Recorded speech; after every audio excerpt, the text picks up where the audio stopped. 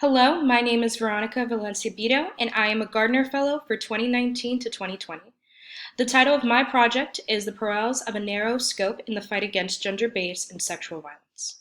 For this project, I used a literature review and comparative qualitative analysis to explore the impact of the framework of sexual violence utilized by the international community and civil domestic actors to demonstrate that the focus and isolation of sexual violence and gender-based violence solely in conflict settings does not fully resolve or address the matter of sexual violence.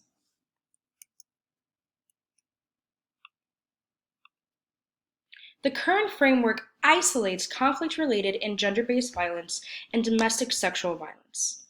Conflict-related sexual violence refers to any sexual act in situations of conflict for the purposes of sexual violence and exploitation. It's isolated from other forms of sexual violence. Victims can be anyone, a majority are female identifying. Domestic sexual violence refers to any unwanted sexual act similar to conflict-related sexual violence. However, it does not occur in a conflict setting or situation. Victims can be anyone, a majority are female identifying.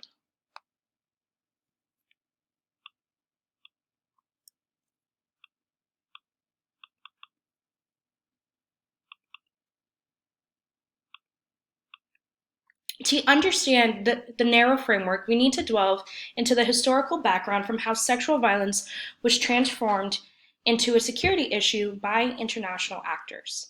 See, prior to the mid-1990s, sexual violence in conflict and settings of war was deemed to be a woman's issue. However, that changed during the mid-1990s. The genocide in Bosnia and Rwanda had a lot of media coverage and a huge public outcry. And that is when the women's issue became a security issue. The UN Security Council Resolution 2008 highlighted sexual violence as a tactic of war.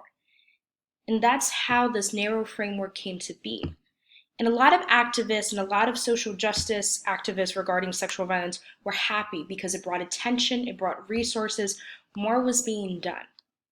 However, it's still isolated from the wider concept of sexual violence in everyday life. The narrow framework isolates from the wider concept of sexual violence, and that has consequences. The neglect that has continued to exist because of the narratives that it perpetuates, that only females can be victims of sexual violence. It's very narrow framed. It has been 20 years since the redefining and framework of the conflict-related sexual violence. However, not much has changed or improved.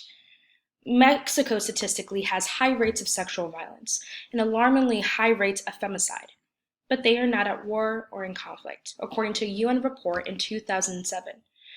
This impacts the abilities of international actors, domestic actors, and organizations to resolve the issue of sexual violence. Here are the statistics that show the number of conflict-related sexual reports from 2018 by the United Nations.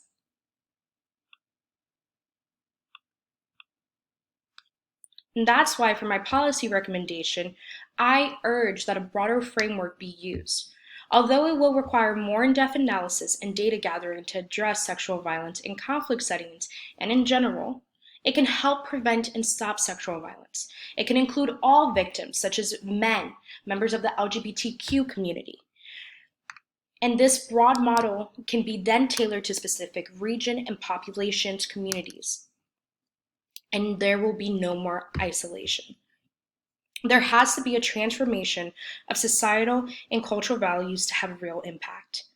As a result, better short and long-term policy can be produced to help better address and resolve sexual violence in conflict settings.